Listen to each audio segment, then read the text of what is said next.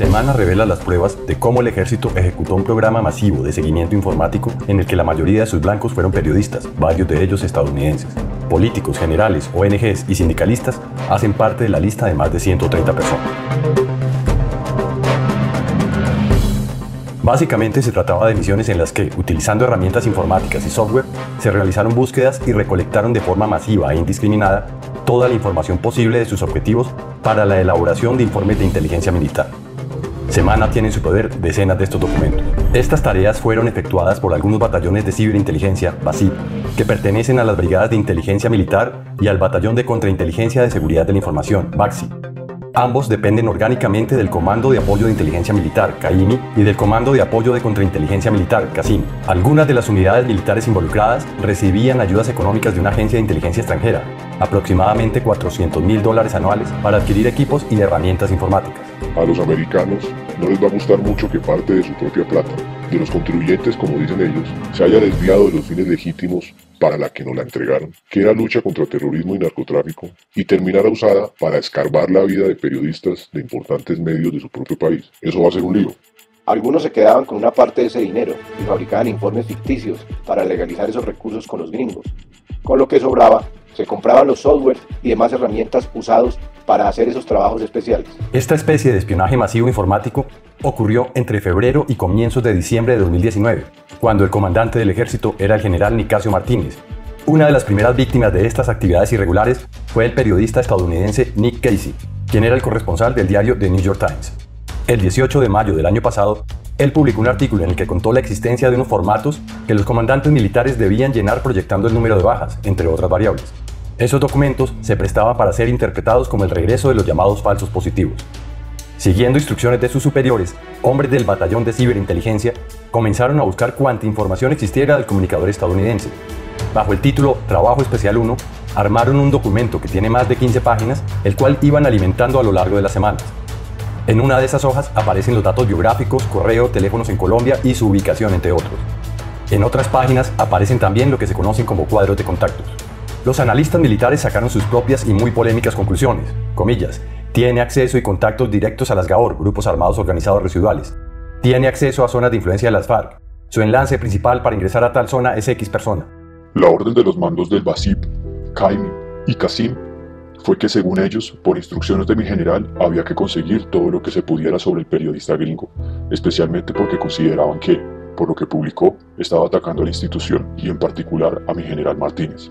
Había que averiguar con quién habló para eso. Nos preocupan profundamente los reportes recientes según los cuales el ejército colombiano monitorea las actividades de periodistas, entre ellos el corresponsal del New York Times. Dichos actos constituyen un intento de intimidar a la prensa y a sus fuentes, y de restringir informes que el público tiene derecho a conocer.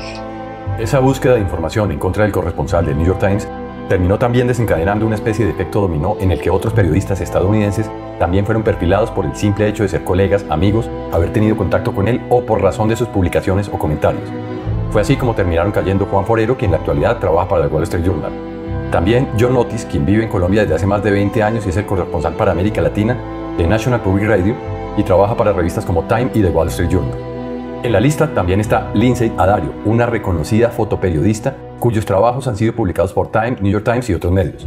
A ella los militares le realizaron un completo perfil por la simple razón de haber tomado en febrero unas fotos del ELN en Chocó para un reportaje que fue publicado en la revista National Geographic.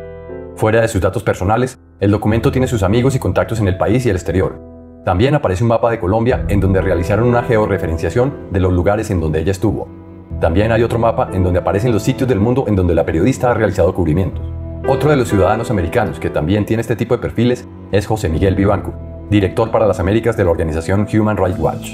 Ninguna persona puede ser objeto de perfilamiento, de inteligencia, de espionaje, por ser abogado, de quien quiera que sea abogado, por ser periodista y hacer su trabajo, así al gobierno no le gusta el trabajo que hace, o por ser un líder social. Eso solo pasa en los estados autoritarios. Las graves denuncias de que el ejército realiza interceptaciones ilegales y produce inteligencia sobre periodistas, jueces y abogados de derechos humanos se repite año a año en Colombia.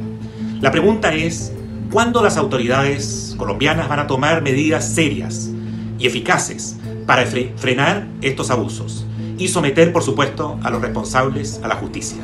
Los periodistas nacionales tampoco escaparon a formar parte de esas polémicas carpetas militares. Una de ellas fue María Alejandra Villamizar, quien actualmente es analista de Noticias Caracol y hace parte del equipo periodístico de La Luciérnaga.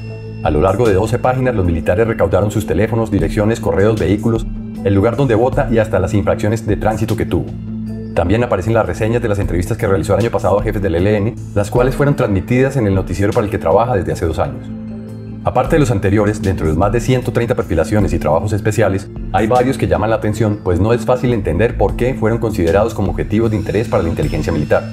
Uno de los más notorios es el caso de Jorge Mario Eastman, ex viceministro de Defensa y ex secretario general de la presidencia de Iván Duque. Las denuncias de interceptaciones ilegales y monitoreo secreto de periodistas y defensores de derechos humanos serán seriamente examinadas al momento de determinar la asistencia militar de Estados Unidos a Colombia. El dinero de los contribuyentes de Estados Unidos nunca debe ser utilizado para actividades ilegales, mucho menos para violar derechos de ciudadanos norteamericanos. Si estas denuncias son correctas, sería una grave violación a la confianza y aquellos involucrados deben ser castigados, dijo a semana el senador demócrata Patrick Leahy, uno de los más influyentes del Congreso americano y vicepresidente del Comité de Apropiaciones del Senado de Estados Unidos. Todo lo que se hizo y lo que pasó con esos trabajos especiales fue de conocimiento de los mandos. Pero cuando la olla se acabe de destapar, pagarán los más pendejos, como siempre.